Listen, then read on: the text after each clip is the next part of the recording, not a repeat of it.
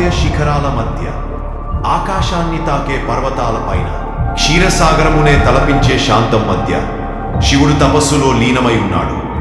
అదే సమయంలో ఓ శక్తి, ఓ తేజస్సు, పార్వతీదేవి ఆశయాలతో శిల్పించబడిన శిశువు, యుగాలకు యుగాలు మారిన ఈ జన్మకథ శాశ్వతం, అమరత్వానికి చిరునామా. అవతరించబోతున్నాడు ఓ విఘ్నహర్త, ఓ బాలుడు కాదు, ఓ దేవుడు, విఘ్నేశ్వరుడు, గణపతి, బిందుశక్తి స్వరూపం. ఇది కేవలం జననం కాదు, ఇది శివుడి ఆదేశంతో ఊపిరిపోసిన ఒక శక్తి పునర్జన్మ, గణేశుని జన్మకథ.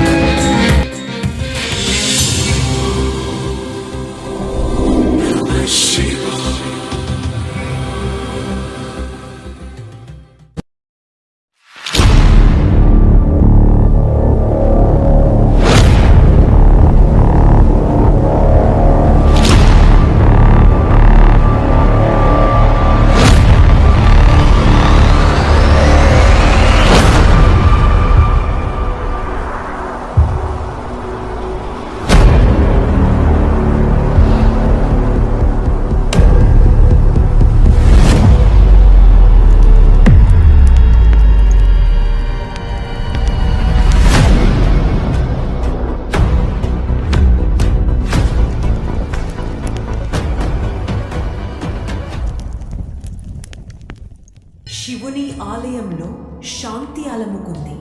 పార్వతీదేవి ఒంటరిగా అభ్యంగనం కోసం సిద్ధమవుతున్నారు.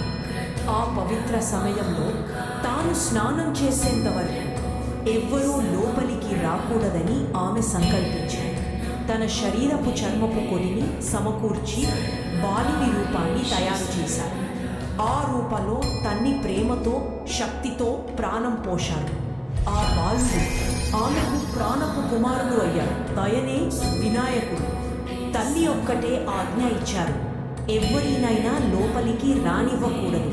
అమ్మ ఇచ్చిన మాట కోసం ఆ విఘ్నేశ్వరుడు బయటనే కాపలా కాస్తున్నాడు.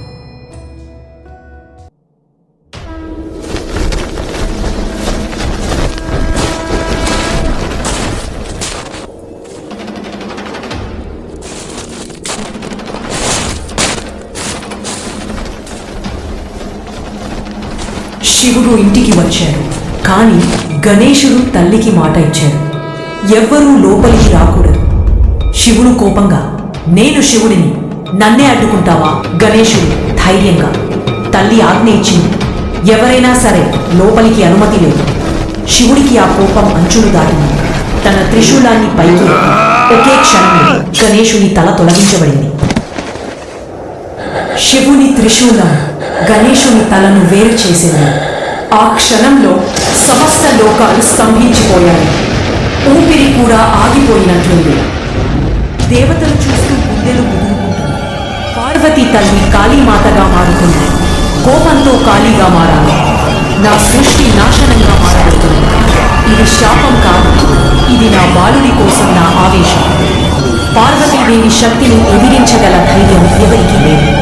ఆమె కోపం సృష్టిని తుడిచిపెట్టే శక్తి. విష్ణు, బ్రహ్మ అంతా చూస్తూ ఉన్నారు, కానీ పాదాలకిచ్చిన శక్తి లేదు. శివుడు బాధపడుతూ, నేను భర్తను కాదు, ఒక తండ్రిని కావలసింది. నా చేతులతో నా కొడుకు ప్రాణం తీశాను, దీనికి ప్రాయశ్చిత్తంగా ఆ బాలుడికి ప్రాణం పోయాలి అనుకుంటాడు.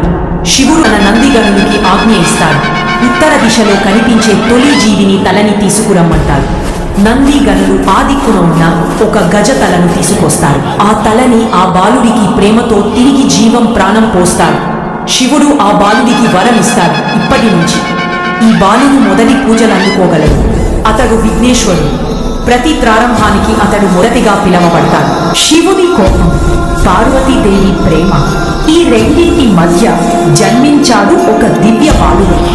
అతడు తల కోల్పోయాడు, కానీ గౌరవాన్ని పొందాడు. ఇప్పటి నుంచి ప్రతి ప్రారంభానికి ఆయనే తొలి పూజ పాత్రుడు.